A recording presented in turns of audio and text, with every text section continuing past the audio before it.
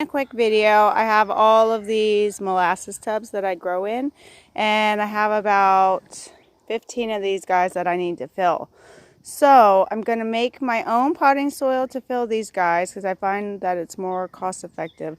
But I'm also going to be using and recycling things that I have around here that I need to get rid of anyways, and using them to fill the bottom of these containers just to take up a little bit of room so I won't be having to fill so much with dirt.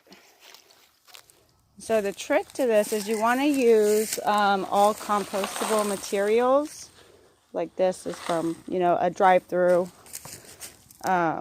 drink holder that otherwise would have ended up in the trash, but now I'm going to compost it in the bottom of my containers. It's going to do two things. It's going to take up extra space, and then it's going to break down after it has dirt and things growing on top of it and just add to my soil later. So one thing that will happen is as these start to break down, the level of your dirt will go down over time.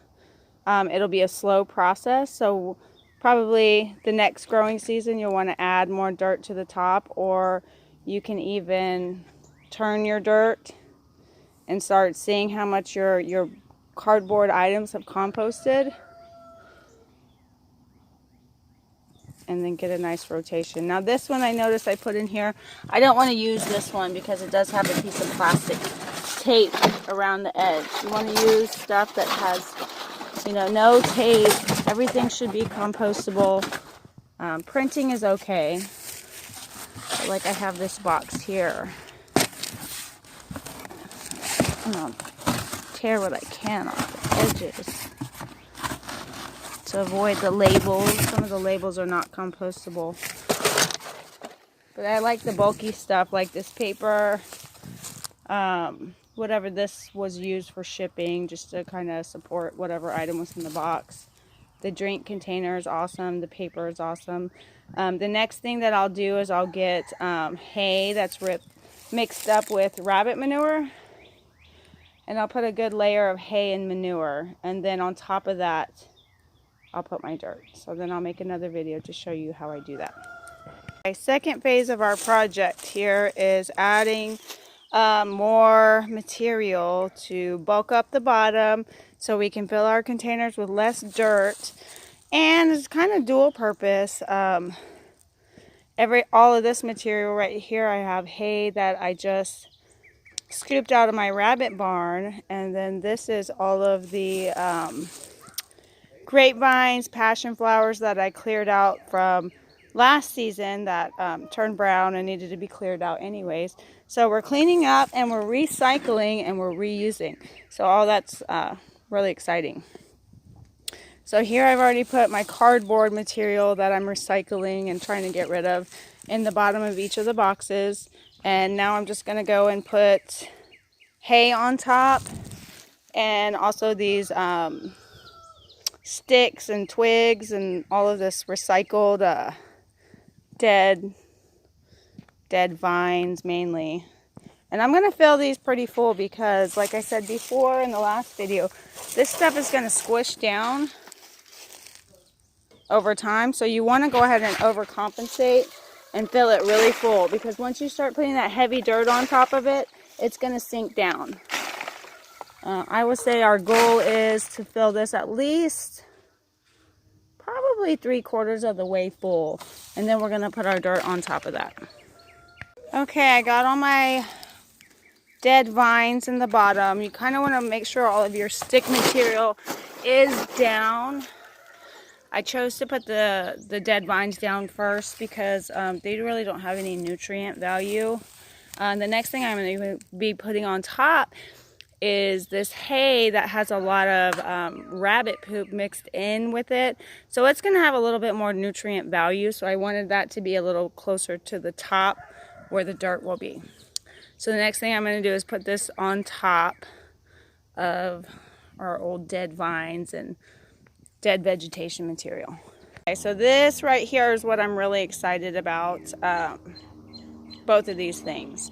So the first thing here is a wheelbarrow full of rabbit manure that when I went to get the hay, I actually realized I had a lot of really good manure that was just ready to be turned into dirt.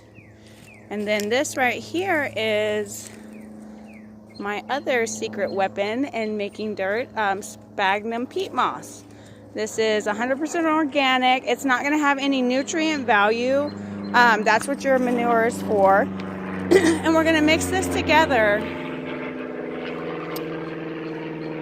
And this is what the main component of our dirt is going to be. This is 3 cubic feet of peat moss. When you bust this open, it's really going to expand and fluff up, and it really makes a lot of material.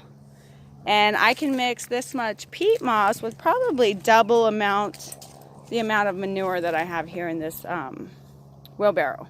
So you can imagine that is going to make a lot of material, a lot of dirt to grow stuff in. And so all of this was free because we do raise rabbits. And this bag of peat moss was probably $12, $13. So for the price and for the amount of dirt that I'm going to get, it's very cost effective, I feel.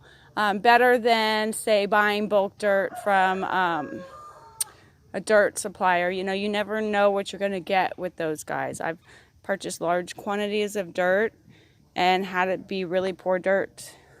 So I won't buy bulk dirt anymore. I make my own. You can add other things to this, like perlite or vermiculite. I don't have either of those on hand right now, so I'm just going to use what I have.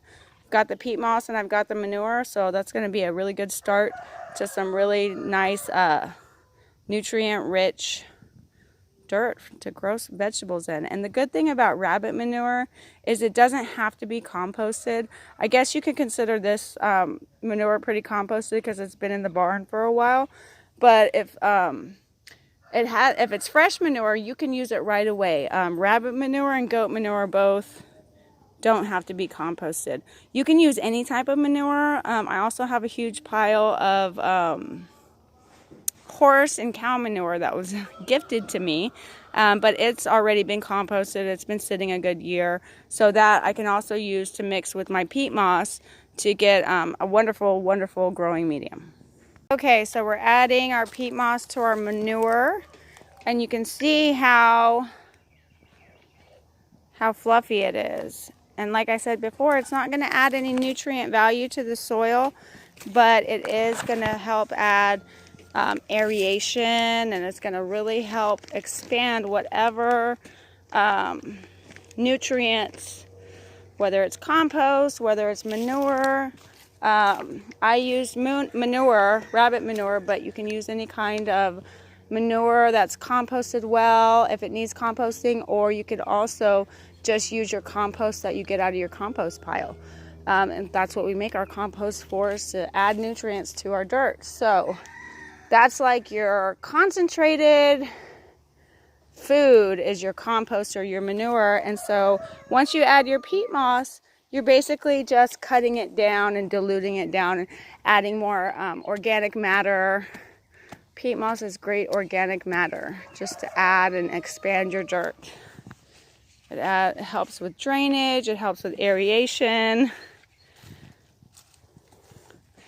And it takes a small amount of matter and it really expands it into a lot. So when you're filling big containers, that can be very useful. You see, we barely tapped into this bag, and we added it to what manure that we had in our wheelbarrow. And just a little tiny bit of peat moss added to this wheelbarrow manure has made a ton of material. We've already poured a bunch into our first bucket, and we still have plenty left. My son's going to pack it down a little bit, and we'll probably use about half of that to top this one off, and this one will be ready to plant. This is what it's all about, folks. For a $12 bag of peat moss, 3 wheelbarrows of rabbit poop, and I filled 5 of these molasses tubs. Now they're ready to plant and ready to grow. I got a little workout, sacrificing a little bit of manual labor. But I've also got a clean rabbit barn, a clean garden, and I got rid of a bunch of cardboard that I didn't want. There you have it. It's all about the peat moss. Another note on the peat moss is Home Depot and Lowe's only stock these big bags about one time a year, usually in the spring, so go get it before they run out.